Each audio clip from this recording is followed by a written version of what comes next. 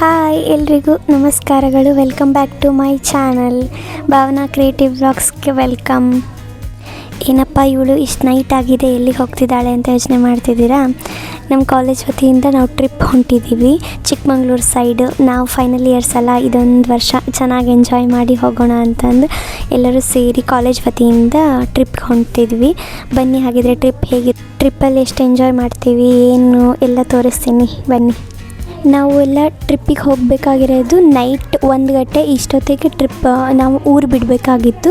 ಹಾಗಾಗಿ ಸುಮ್ಮನೆ ಪೇರೆಂಟ್ಸ್ಗಳು ನೈಟೆಲ್ಲ ಬರೋಕ್ಕೆ ಕಷ್ಟ ಆಗುತ್ತೆ ಅಂತಲೇ 10 ಗಂಟೆ ಇಷ್ಟೊತ್ತರಲ್ಲಿ ಕಾಲೇಜ್ಗೆ ಬಂದು ಸ್ಟೇ ಆಗಿದ್ವಿ. ಅಲ್ಲಿ ಸ್ವಲ್ಪ ಹೊತ್ತು ಟೈಮ್ ಪಾಸ್ ಮಾಡಿದ್ವಿ.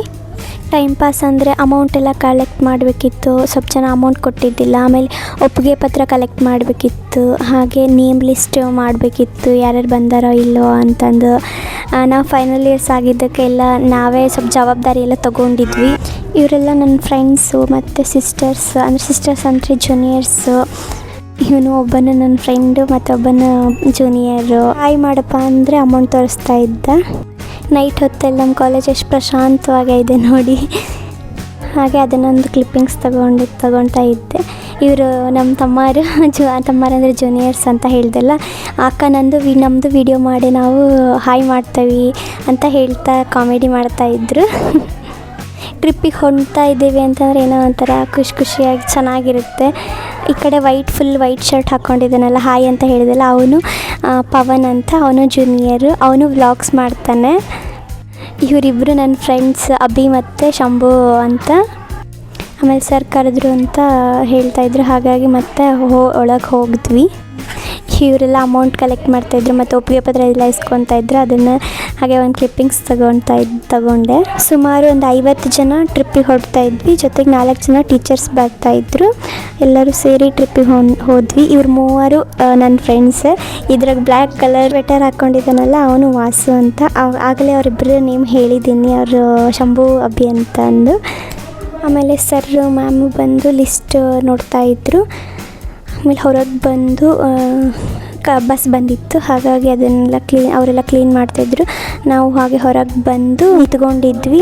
ಅಂದರೆ ಎಲ್ಲ ಟೈಮ್ ಆಗಿತ್ತು. ಹಾಗಾಗಿ ಪೂಜೆ ಮಾಡೋಕ್ಕೆ ಎಲ್ಲ ತಯಾರಿ ಮಾಡ್ಕೊಳ್ತಾ ಇದ್ವಿ. ನೋಡಿ, ಇದೆ ನಮ್ಮ ಕಾಲೇಜು ಅಕ್ಕಿ ಅಲ್ಲೂರಲ್ಲಿ ನಾನು ಕಲಿತಾ ಇರೋದು. ಯಾರಿಗಾದರೂ ನಮ್ಮ ಕಾಲೇಜ್ ಬಗ್ಗೆ ಗೊತ್ತಿದ್ರೆ ಅಥವಾ ಯಾರಾದರೂ ಇಲ್ಲಿ ಕಲ್ತಿದ್ರೆ ಕಮೆಂಟ್ ಮಾಡಿ ನನ್ನ ಕಮೆಂಟ್ ಬಾಕ್ಸಲ್ಲಿ. ಆಮೇಲೆ ನಾನು ನನ್ನ ಫ್ರೆಂಡ್ಸ್ ಎಲ್ಲ ಸೇರಿಕೊಂಡು ಗಾಡಿಗೆ ಪೂಜೆ ಮಾಡೋಕ್ಕಂತ ಹೋದ್ವಿ. ಎಲ್ಲರೂ ಸೇರಿ ಪೂಜೆ ಮಾಡಿದ್ವಿ ಬಸ್ಗೆ.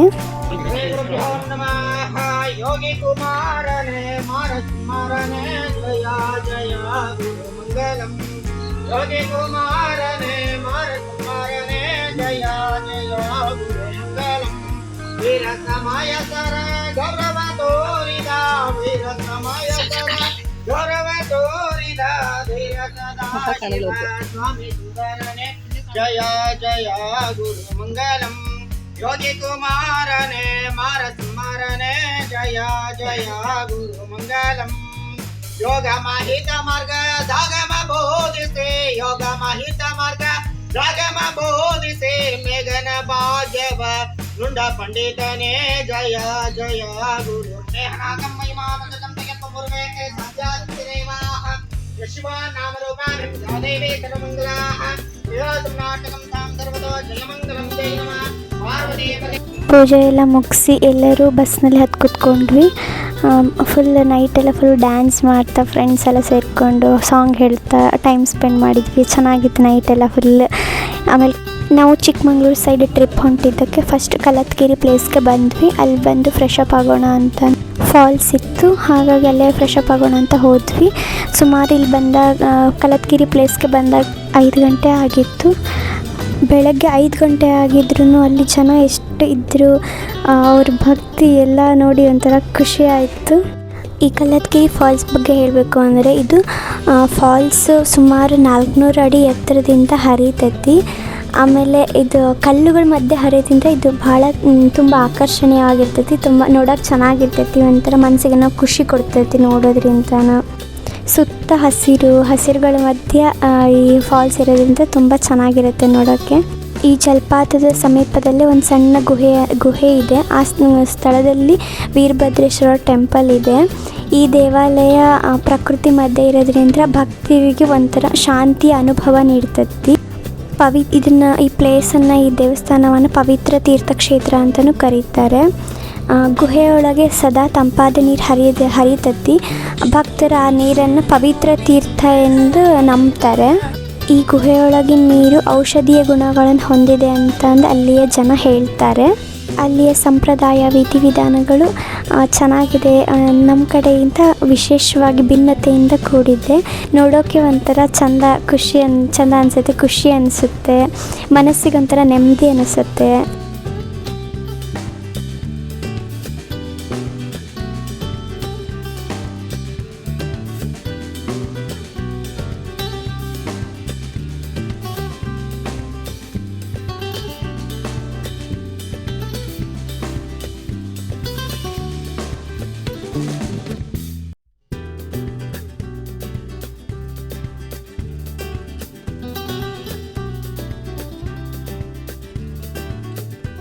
ಫಾಲ್ಸಲ್ಲಿ ಸ್ವಲ್ಪ ಹೊತ್ತು ಆಟ ಆಡಿ ಆಮೇಲೆ ಫ್ರೆಶ್ ಅಪ್ ಆಗಿ ಎಲ್ಲರೂ ದೇವರ ದರ್ಶನ ಮಾಡಿಕೊಂಡು ಬಂದ್ವಿ. ನೋಡಿ ನನ್ನ ಔಟ್ಫಿಟ್ ಹೇಗಿದೆ ಅಂತ ಕಮೆಂಟ್ ಮಾಡಿ. ಆಮೇಲೆ ಮತ್ತೆ ಒಂದು ಗ್ರೂಪ್ ಫೋಟೋ ತಗೊಳ್ಳೋಣ ಅಂತಂದು ಎಲ್ಲರೂ ಅದೇ ದೇವಸ್ಥಾನದ ಹತ್ರ ಹೊರಟಿದ್ವಿ. ಗ್ರೂಪ್ ಫೋಟೋ ಎಲ್ಲರೂ ಸೇರಿ ತೆಗೆಸ್ಕೊಂಡು ನೆಕ್ಸ್ಟ್ ಮುಳ್ಳಯ್ಯನಗಿರಿ ಹೋಗೋಣ ಅಂತ ಹೊರಟಿದ್ವಿ.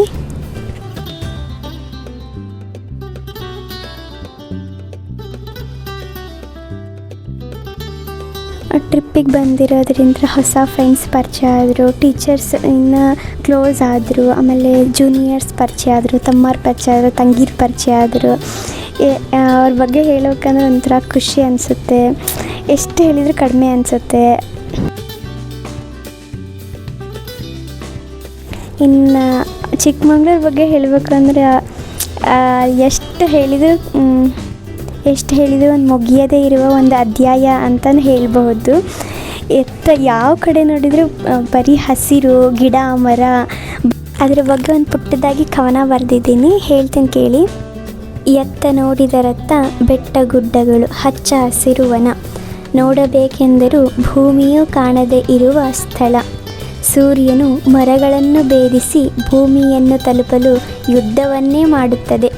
ಮೈಲುಗಳನ್ನು ದಾಟಿ ಬಂದರೆ ಚಿಕ್ಕ ಚಿಕ್ಕ ಊರುಗಳು, ಅಲ್ಲೊಂದು ಇಲ್ಲೊಂದು ಹರಿಯುವ ಹಳ್ಳ ಕೊಳ್ಳಗಳು. ಎತ್ತ ನೋಡಿದರತ್ತ ಕಪ್ಪು ಕಾರ್ಮೋಡಗಳು, ಇಬ್ಬನಿ ತಬ್ಬಿದ ಇಳೆ. ಇದೆಲ್ಲದರ ಮಧ್ಯ ನಮ್ಮ ಕಣ್ಣುಗಳು ನಮ್ಮ ಹತೋಟಿಗೆ ಸಿಗದೆಯೇ ವಾತಾವರಣವನ್ನು ವೀಕ್ಷಿಸುವ ತವಕ. ಹೇಗಿತ್ತು ನನ್ನ ಕವನ? ಇನ್ನೂ ಗೊತ್ತಿಲ್ಲ ಹೇಗಾಗಿದೆ ಅಂತಂದರೆ ನನಗೆ ಅನಿಸಿದ ಅನುಭವಗಳನ್ನು ಕವನದ ರೂಪದಲ್ಲಿ ಬರೆದಿದ್ದೀನಿ. ಚೆನ್ನಾಗಿತ್ತು ಅಂದರೆ ಕಮೆಂಟ್ ಬಾಕ್ಸಲ್ಲಿ ತಿಳಿಸಿ.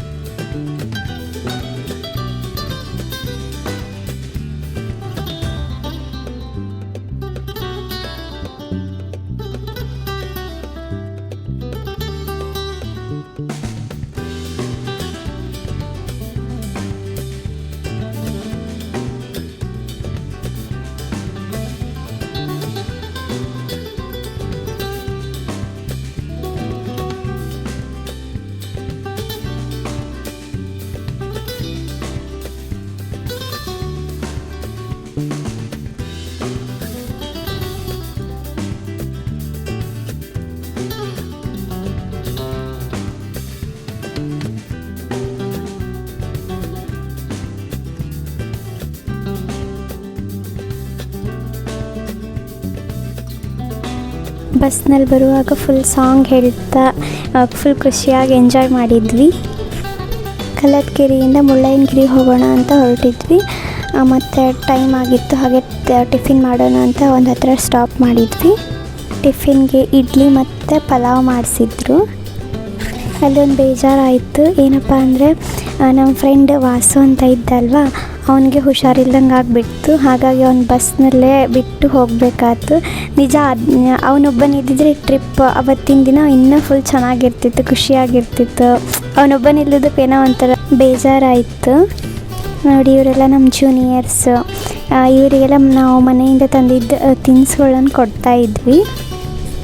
ನಾವು ಮುಳ್ಳಯ್ಯನಗಿರಿ ಹೋಗಬೇಕಿತ್ತಲ್ವ, ಅಲ್ಲಿ ಫುಲ್ ಕರ್ವಿಂಗ್ಸ್ ಎಲ್ಲ ಇರ್ತಿತ್ತು. ಹಾಗಾಗಿ ನಮ್ಮ ಬಸ್ಸು ಆ ಕರ್ವಿಂಗ್ಸ್ನಾಗೆಲ್ಲ ಹೋಗೋಕ್ಕೆ ಸರಿ ಅನ್ಸಂಗಿಲ್ಲ ಅಂತ ಅಂದು ನಮ್ಮ ಸರ್ ಒಂದು ಪ್ಲ್ಯಾನ್ ಮಾಡಿದ್ರು.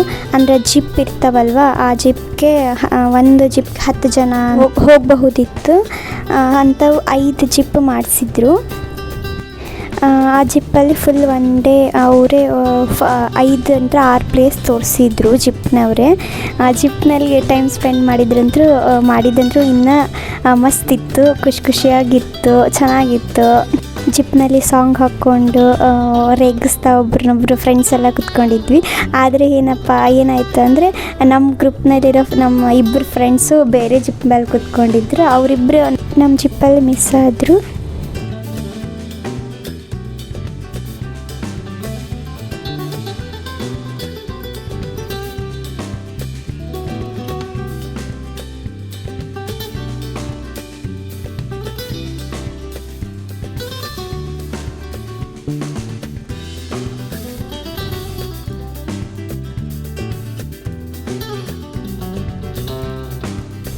ಎಲ್ಲರಿಗೂ ಒಂದೇ ಥರದ ಕ್ಯಾಪ್ ಮಾಡಿಸಿದ್ರು ಸರ್. ಯಾವ ಕಲರ್ ಅಂದರೆ ಆರೆಂಜ್ ಕಲರ್ ಮಾಡಿಸಿದ್ರು. ಟಿಫಿನ್ ಮಾಡಿಸಿ ಡೈರೆಕ್ಟ್ ಮುಳ್ಳಯ್ಯನಗಿರಿಗೆ ಹೋದ್ವಿ. ಮುಳ್ಳಯ್ಯನಗಿರಿ ಬೆಟ್ಟ ಹತ್ತಬೇಕಾದ್ರೆ ನನ್ನ ಫ್ರೆಂಡ್ ಶಂಭು ಅಂತ ಇದ್ದ, ಅವನಿಗೆ ವೀಡಿಯೋ ಮಾಡೋದ ಕೊಟ್ಟೆ. ಅವನೇನು ಮಾಡಿದ್ದಾನೆ ಅಂದರೆ ಜಸ್ಟ್ ಫೋಟೋಸ್ ಅಷ್ಟೇ ತೆಗೆದುಬಿಟ್ಟಿದ್ದಾನೆ. ಮುಳ್ಳಯ್ಯನಗಿರಿ ಬೆಟ್ಟ ಹತ್ತಬೇಕಾದ್ರೆ ಫುಲ್ ಸುಸ್ತಾಗ್ತಿತ್ತು. ಆದರೂ ಹತ್ತಬೇಕಾದ್ರೆ ಏನೋ ಒಂಥರ ಖುಷಿ ಇತ್ತು. ವಾತಾವರಣ ಮಾತ್ರ ಚೆನ್ನಾಗಿತ್ತು. ವಾತಾವರಣ ಈ ಕಡೆ ಫುಲ್ ಬಿಸಿಲು ಅಲ್ಲ, ಈ ಕಡೆ ತಂಪು ಅಲ್ಲ. ಆ ಥರ ವಾತಾವರಣದಾಗ ಹತ್ತಿದ್ವಿ. ಖುಷಿ ಆಯಿತು, ಮನಸ್ಸಿಗೆ ಒಂಥರ ಏನೋ ನೆಮ್ಮದಿ ಸಿಕ್ತು. ಅಲ್ಲಿ ಎಲ್ಲ ಸೇರಿ ಗ್ರೂಪ್ ಫೋಟೋಸ್ ತೆಗೆಸ್ಕೊಂಡ್ವಿ.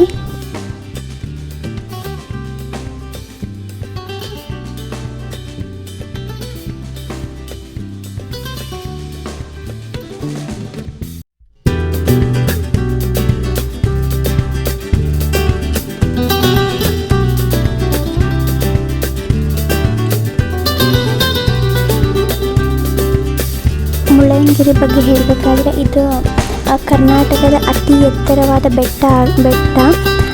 ಸಮುದ್ರದಿಂದ ಸುಮಾರು 1930 ಮೀಟರ್ ಎತ್ತರದಲ್ಲಿದೆ. ಇಲ್ಲಿ ಒಂದು ಸಣ್ಣ ದೇವಾಲಯ ಇದೆ. ಆ ದೇವಾಲಯದ ಹೆಸರು ಮುಳ್ಳಪ್ಪ ಸ್ವಾಮಿ ಟೆಂಪಲ್ ಅಂತ. ಇಲ್ಲಿ ಮುಳ್ಳಪ್ಪ ಸ್ವಾಮಿಗಳು ಋಷಿಗಳು ಧ್ಯಾನ ಮಾಡ್ತಿದ್ರಂತೆ. ಹಾಗಾಗಿ ಅವ್ರ ಹೆಸರಿಂದನೇ ಮುಳ್ಳಯ್ಯನಗಿರಿ ಅಂತ ಒಂದು ನೇಮ್ ಬಂತು ಅಂತ ಹೇಳ್ತಾರೆ. ಇದನ್ನು ಕರ್ನಾಟಕದ ಹಿಮಾಲಯ ಅಂತ ಕರೀತಾರೆ. ಆಮೇಲೆ ಮಿನಿ ಸ್ವಿಟ್ಜರ್ಲ್ಯಾಂಡ್ ಅಂತ ಕರೀತಾರೆ. ಅದೆಷ್ಟು ತಂಪು ವಾತಾವರಣ ಇರುತ್ತೆ ಅಂದರೆ ನಿಜ ಅಲ್ಲಿ ಪದಗಳಲ್ಲಿ ವರ್ಣಿಸೋಕ್ಕೇ ಆಗೋಂಗಿಲ್ಲ, ಅಷ್ಟು ಚೆನ್ನಾಗಿರೋ ವಾತಾವರಣ ಇದೆ. ಸುತ್ತಮುತ್ತ ಗಿಡ ಮರ, ಶುದ್ಧ ಗಾಳಿ. ಅಲ್ಲಿಗೆ ಹೋದವರಿಗೆ ಗೊತ್ತಲ್ಲಿ ಅನುಭವಗಳು ಹೇಗಿರುತ್ತೆ ಅಂತ ಅಂದು. ಮುಳ್ಳಯ್ಯನಗಿರಿಯಿಂದ ಸ್ವಲ್ಪ ದೂರದಲ್ಲಿ ಸೀತಾಳಯ್ಯನಗಿರಿ ಅಂತ ಇದೆ. ಅಲ್ಲಿ ಸೀತಾಳ ಮಲ್ಲಿಕಾರ್ಜುನ ಸ್ವಾಮಿ ದೇವಸ್ಥಾನ ಇದೆ. ಅಲ್ಲಿಗೆ ಬಂದು ದೇವ್ರ ದರ್ಶನ ಎಲ್ಲ ಮಾಡಿದ್ವಿ.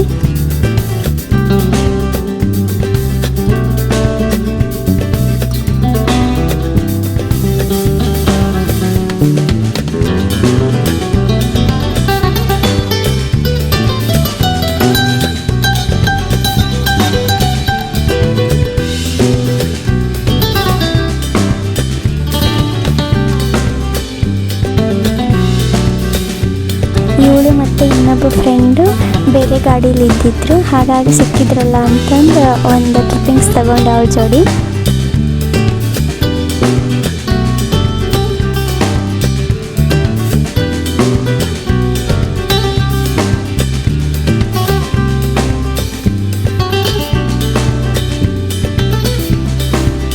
ನಮ್ಮ ಜಿಪ್ಪಲ್ಲಿ ಯಾರ್ಯಾರಿದ್ರು ಅಂತ ಪರಿಚಯ ಮಾಡಿಕೊಡ್ಲ ಎಲ್ಲರಿಗೂ.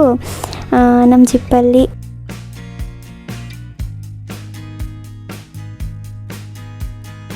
ನಮ್ಮ ಪರಿಸ್ಥಿತಿ ಹೆಂಗಾಗೈತೆ ಅಂದರೆ ಇಬ್ಬರಿಗೂ ಫುಲ್ ನಿದ್ದೆ ಬಂದುಬಿಟ್ಟವು. ಅಂದರೆ ಮುಂದಿನ ಸೀಟಲ್ಲೇ ನಾವೇ ಕುತ್ಕೊಂಡಿದ್ವಿ ಇಬ್ಬರು. ಫುಲ್ ಇಬ್ಬರಿಗೂ ನಿದ್ದೆ ಬಂದುಬಿಟ್ಟಿದ್ದು. ಒಬ್ಬರು ಮಲಗಿದ್ರೆ ಇನ್ನೊಬ್ಬರಿಗೆ ಗ್ರಿಪ್ ಸಿಗ್ತಿದ್ದಿಲ್ಲ. ಹಾಗಾಗಿ ಆ ಸಾಂಗ್ ಎಲ್ಲ ಕೇಳ್ತಾ ಟೈಮ್ ಪಾಸ್ ಮಾಡಿದ್ವಿ.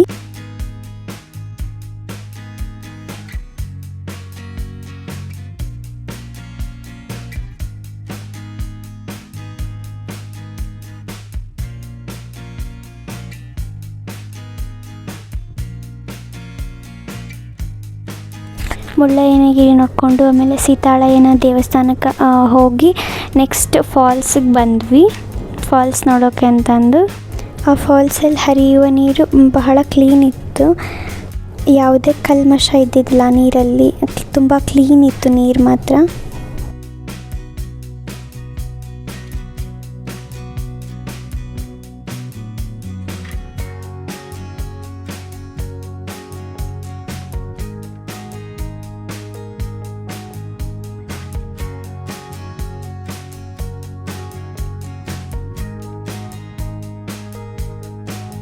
ಅಲ್ಲಿ ಒಂದು 2-3 ಗ್ರೂಪ್ ಫೋಟೋಸ್ ತೆಗೆಸ್ಕೊಂಡ್ವಿ. ಇವರೇ ನನ್ನ ಫ್ರೆಂಡ್ಸು, ನಮ್ಮ ಗ್ಯಾಂಗ್. ಇದರಲ್ಲಿ ಒಬ್ಬನ ಮಿಸ್ ಆಗಿಬಿಟ್ಟ, ಅವನೇ ವಾಸು ಅಂತಂದು.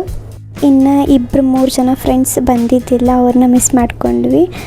ಯಾರ್ಯಾರಪ್ಪ ಅಂದರೆ ಲಕ್ಷ್ಮಿ, ಆಮೇಲೆ ಶಶಿ ಮತ್ತು ನನ್ನ ಫ್ರೆಂಡ್ ಅರ್ಪಿತಾ, 3 ಜನನೂ ಮಿಸ್ ಮಾಡ್ಕೊಂಡ್ವಿ. ಇವಳ ಹೆಸರು ಅಕ್ಷತಾ, ಇವಳ ಹೆಸರು ಭಾಗ್ಯ, ಇನ್ನೂ ಸ್ವಲ್ಪ ಜನ ಇದ್ದಾರೆ.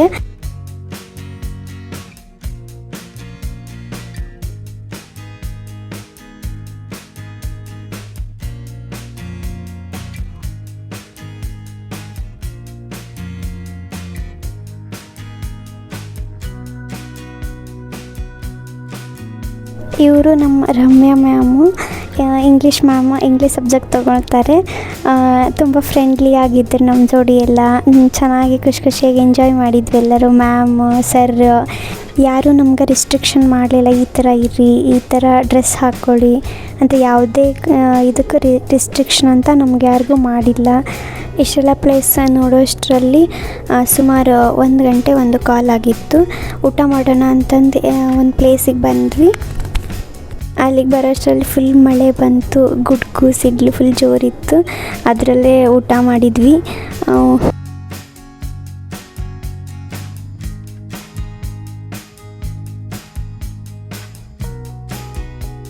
ಆಮೇಲೆ ಸ್ವಲ್ಪ ಮಳೆ ಕಡಿಮೆ ಆದಮೇಲೆ ಎಲ್ಲರಿಗೂ ಫುಲ್ ಚಳಿ ಆಯಿತು. ಜಾಕಿನೆಲ್ಲ ಹಾಕ್ಕೊಂಡು ಬಾಬಾ ಬುಡನ್ಗಿರಿ ಅಥವಾ ದತ್ತಪೀಠ ಅಂತಾರಲ್ಲ ಆ ಪ್ಲೇಸ್ಗೆ ಬಂದ್ವಿ. ಅಲ್ಲಿ ಫೋನ್ ಅಲೋ ಇದ್ದಿದ್ದಿಲ್ಲ, ಹಾಗಾಗಿ ನಮ್ಮ ಗಾಡಿ ಡ್ರೈವರ್ ಕಡೆ ನಮ್ಮ ಫೋನ್ಸ್ ಎಲ್ಲ ಕೊಟ್ಟು ನಾವು ಹೋಗಿ ಬಾಬಾ ಬುಡನ್ಗಿರಿ ದೇವಸ್ಥಾನಕ್ಕೆ ಹೋಗಿ ನೋಡಿ ಬಂದ್ವಿ.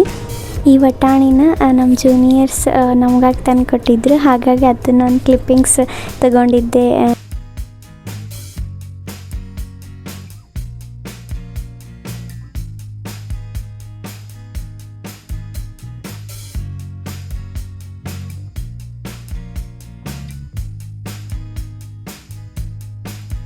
ದತ್ತಾಪೀಠದಿಂದ ಮಾಣಿಕ್ಯಧಾರ ಪ್ಲೇಸ್ಗೆ ಬಂದ್ವಿ. ಇದು ಪ್ಲೇಸ್ ಬಾಬಾ ಬುಡನ್ಗಿರಿಯಿಂದ ಬಾಬಾ ಬುಡನ್ಗಿರಿ ಹತ್ತಿರ ಇರುವ ಪ್ಲೇಸ್ ಆಗಿರ್ತದೆ. ಇದನ್ನು ನೆಲ್ಲಿಕಾಯಿ ತೀರ್ಥ ಅಂತ ಅಂದು ಕರೀತಾರೆ. ಮಾಣಿಕ್ಯಧಾರ ಎಂದರೆ ಮುತ್ತಿನ ಹರಿವು ಅಂತ ಅರ್ಥ ಕೊಡ್ತದಂತೆ. ಈ ನೇಮ್ ಯಾಕಪ್ಪ ಬಂತಂದರೆ ಸೂರ್ಯನ ಬೆಳಕಿನಲ್ಲಿ ನೀರಿನ ಹನಿಗಳು ಮುತ್ತಿನ ಹಾಗೆ ಮಿನುತ್ತಾ ಇರ್ತದಂತೆ. ಸೊ ಹಾಗಾಗಿ ಮಾಣಿಕ್ಯಧಾರ ಎಂಬ ಹೆಸರು ಬಂತು ಅಂತ ಹೇಳ್ತಾರೆ. ಅಲ್ಲಿ ಸ್ವಲ್ಪ ಫೋಟೋಸ್ ಎಲ್ಲ ತಗೊಂಡ್ವಿ. ಆಮೇಲೆ ನಾವೆಲ್ಲ ಫ್ರೆಂಡ್ಸ್ ಎಲ್ಲ ಸೇರಿಕೊಂಡು ಒಂದು ರೀಲ್ಸ್ ಮಾಡಿದ್ವಿ. ಅಲ್ಲಿ ವಾತಾವರಣ ಅಂತೂ ತುಂಬ ಅದ್ಭುತವಾಗಿತ್ತು. ಫುಲ್ ಮಂಜು ಕವಿದಿತ್ತು, ಚೆನ್ನಾಗಿತ್ತು, ತಂಪಾಗಿತ್ತು. ವಾತಾವರಣ ಮಾತ್ರ ಮಸ್ತಿತ್ತು.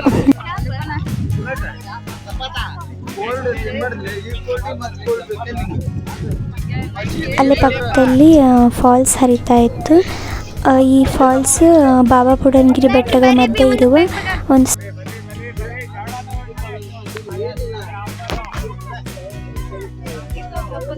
ಈ ಫಾಲ್ಸಲ್ಲಿ ವರ್ಷ ಪೂರ್ತಿನೂ ನೀರು ಹರಿತಾನೆ ಇರ್ತೈತಿ ಯಾವಾಗ್ಲೂ.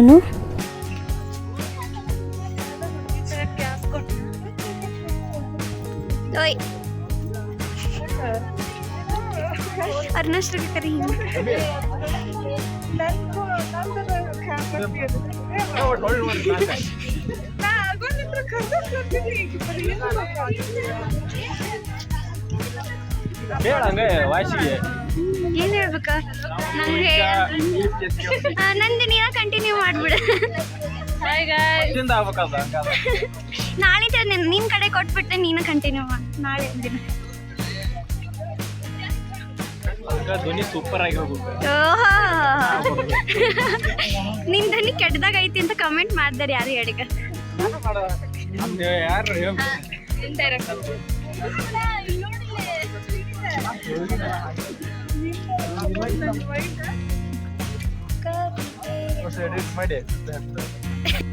ಎಲ್ಲರೂ ತಮಾಷೆ ಮಾಡ್ತಿದ್ರು, ನೀವೇ ವಿಡಿಯೋ ಕಂಟಿನ್ಯೂ ಮಾಡಿ ಅಂತಂದು ಹೇಳ್ತಾ ಇದ್ದೆ.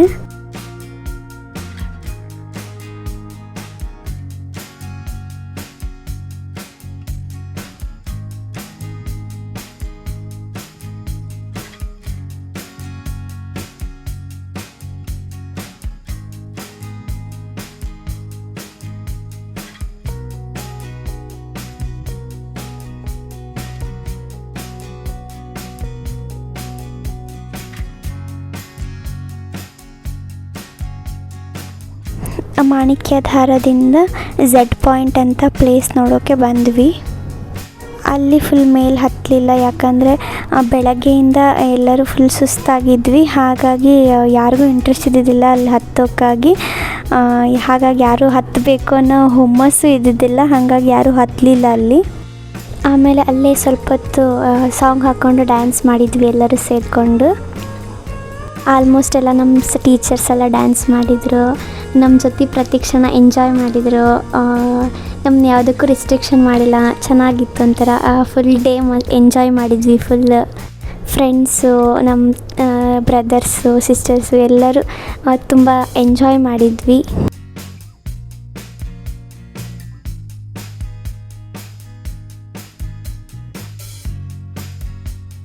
ನಾವೆಲ್ಲ ಡ್ಯಾನ್ಸ್ ಮಾಡಿ ಹೊರಡೋಷ್ಟರಲ್ಲಿ ಮಂಜು ಕವಿದ್ಬಿಟ್ಟಿತ್ತು. ನೋಡಿ ವಾತಾವರಣ ಅದೆಷ್ಟು ಚೆನ್ನಾಗಿ ಕಾಣ್ತಾ ಇದೆ ಅಂತ. ನಮಗೆ ನಿಜ ಆ ವಾತಾವರಣ ಬಿಟ್ಟು ಬರೋಕ್ಕೆ ಮನಸ್ಸಿದ್ದಿದ್ದಿಲ್ಲ, ಬಿಟ್ಟರೆ ನಾವು ಅಲ್ಲೇ ಉಳ್ಕೊಂಡು ಆಗಿದ್ವಿ. ಚೆನ್ನಾಗಿತ್ತು ನಿಜ. ಅವತ್ತಿನ ದಿನ ಫುಲ್ ಎಂಜಾಯ್ ಮಾಡಿದ್ವಿ ನಾವಂತರೂ. ನಮ್ಮ ಗಾಡಿ ಡ್ರೈವರ್ ನಮ್ಮ ಜೊತೆ ಚೆನ್ನಾಗಿ ಮಾತಾಡಿದರು. ಲಾಸ್ಟಿಗೆ ಹೋಗುವಾಗ ಅವ್ರಿಗೂ ಒಂದು ಬಾಯ್ ಹೇಳಿದ್ವಿ. ಇದೇ ನೋಡಿ ಗ್ರೀನ್ ಸ್ಪೈಸಸ್ ಶಾಪ್. ಇಲ್ಲಿ ಎಲ್ಲ ಥರದ coffee powder, tea powder, perfumes, dry fruits, ಹೀಗೆ ಹಲವಾರು ಥರದ ವಸ್ತುಗಳು ಇಲ್ಲಿ ಸಿಗ್ತಿದ್ವು. ಪ್ಯೂರ್ ಕಾಫಿ ಮತ್ತು ಟೀ ಪೌಡರ್ ಇಲ್ಲಿ ಸಿಗ್ತಿತ್ತು ಈ ಶಾಪಲ್ಲಿ. ಆಮೇಲೆ ಮಣ್ಣಿನಿಂದಲೇ ತಯಾರಿಸಿರುವ ಲೋಟ, ಕಾಫಿ ಲೋಟ, ಟೀ ಲೋಟ ಈ ಶಾಪಲ್ಲಿ ಸಿಗ್ತಿದ್ವು. ಈ ಶಾಪು ಚೆನ್ನಾಗಿತ್ತು.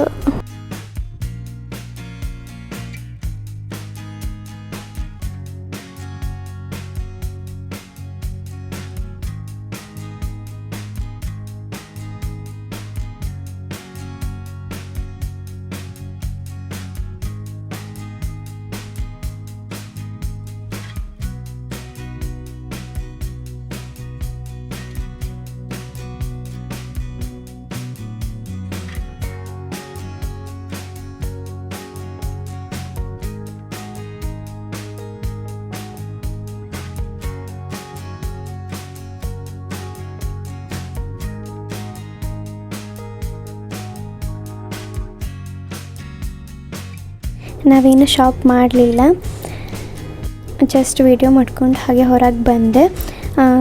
ಫ್ರೆಂಡ್ಸ್ ಎಲ್ಲ ಇವತ್ತಿನ ದಿನದ ಬಗ್ಗೆನೇ ಎಲ್ಲರೂ ಮಾತಾಡ್ತಿದ್ರು. ಹಾಗೆ ಅವ್ರ ಜೊತೆಗೆಲ್ಲ ಮಾತಾಡ್ತಾ ಎಲ್ಲರೂ ತಮಾಷೆ ಮಾಡ್ತಿದ್ರು. ಏನೋ ಇವ್ರ ಜೊತೆಗೆ ಟೈಮ್ ಸ್ಪೆಂಡ್ ಮಾಡೋದೇ ಗೊತ್ತಾಗೋಂಗಿಲ್ಲ, ಎಷ್ಟು ಬೇಗ ಹೋಗ್ತೈತಿ ಅಂತಲೇ ಗೊತ್ತಾಗೋದಿಲ್ಲ. ಇನ್ನು 20 ಡೇಸ್ ಅಷ್ಟೇ ಇವ್ರ ಜೊತೆಗೆ ಟೈಮ್ ಸ್ಪೆಂಡ್ ಮಾಡೋದು. ನಿಜ ಬೇಜಾರಾಗುತ್ತೆ, ಅಳುನೇ ಬರುತ್ತೆ. ಎಲ್ಲರೂ ಭಾಳ ಮಿಸ್ ಮಾಡ್ಕೊತೀವಿ. ಈ ಫ್ರೆಂಡ್ಶಿಪ್ ಹೆಂಗೆ ಗೊತ್ತಾ, ಮೊದಲು ಯಾರೂ ಅಷ್ಟು ಪರಿಚಯನೇ ಇರೋಂಗಿಲ್ಲ. ಈಗ ನಮಗೆ ಹೆಂಗೆ ಅದು ಗೊತ್ತು, ಫೈನಲ್ ಇಯರಿಗೆ ಬಂದಮೇಲೆ ಆಲ್ಮೋಸ್ಟ್ ಎಲ್ಲರೂ ಪರಿಚಯ ಆದರು, ಭಾಳ ಕ್ಲೋಸ್ ಆದ್ವಿ. ನಮ್ಮದೇ ಒಂದು ಗ್ರೂಪ್ ಬೆಳೀತು. ಒಂಥರ ನಮ್ಮ ಗ್ರೂಪ್ ಎಲ್ಲ ಚೆನ್ನಾಗಿತ್ತು. ಪ್ರತಿ ಕ್ಷಣನೂ ಎಂಜಾಯ್ ಮಾಡಿದ್ದೀವಿ, ಖುಷಿಪಟ್ಟಿದ್ದೀವಿ. ಎಷ್ಟು ಹೇಳಿದರೂ ಸಾಲದು ಫ್ರೆಂಡ್ಶಿಪ್ ಬಗ್ಗೆ. ಆಮೇಲೆ ನಮ್ಮ ಫ್ರೆಂಡ್ ಅಬ್ಬಿ ಅವ್ರ ಮನೆಯಿಂದ ಸ್ವೀಟ್ ಮಾಡಿಸ್ಕೊಬಂದಿದ್ದ. ಅವ್ನು ಕೊಟ್ಟಿದ್ದ ತಿನ್ನಿರಿ ಅಂತ. ಫುಲ್ ಡೇ ಇವನೊಬ್ಬನ್ನು ಮಿಸ್ ಮಾಡ್ಕೊಂಡ್ವಿ. ಚೆನ್ನಾಗಿರ್ತಿತ್ತು ಅವನು ಬಂದಿದ್ದರೆ. ಎಲ್ಲರೂ ಭಾಳ ಮಿಸ್ ಮಾಡ್ಕೊಂಡ್ವಿ ಅವನ್ನ. ನಾವು ಬರೋ ಅಷ್ಟರಲ್ಲಿ ಹುಷಾರಾಗಿದ್ದ ಅವನು. ಎಲ್ಲರೂ ಅಲ್ಲಿಂದ ಹೊರಟು ಹೋಟೆಲ್ಗೆ ಹೋಗಿ ಊಟ ಮಾಡಿಕೊಂಡು, ಆಮೇಲೆ ನಮ್ಮ ಸರು ಕೊಟ್ಟಿಗೆ ಹಾರದಲ್ಲಿರೋ ಸ್ಕೂಲ್ನಲ್ಲಿ ಉಳ್ಕೊಳೋಕ್ಕೆ ಪರ್ಮಿಷನ್ ತೊಗೊಂಡಿದ್ರು. ಆ ಸ್ಕೂಲ್ಗೆ ಊಟ ಮಾಡ್ಕೊಂಡು ಎಲ್ಲರೂ ಹೋದ್ವಿ. ಇವರು ಎಷ್ಟು ಜನ ಎಲ್ಲರಿಗೂ ಊಟ ಬಡಿಸಿ ಲೇಟಾಗಿ ಊಟ ಮಾಡ್ತಿದ್ರು. ಹಾಗೆ ಅವ್ರದ್ದು ಒಂದು ಇರಲಿ ಅಂತ ವಿಡಿಯೋ ಮಾಡಿದ್ದೆ. ಫುಲ್ ಎಲ್ಲರಿಗೂ ಸುಸ್ತಾಗಿಬಿಟ್ಟಿತ್ತು. ಹಾಗೆ ಹೋಗೋದ್ಲೇ ಮಲಗಿಬಿಟ್ವಿ.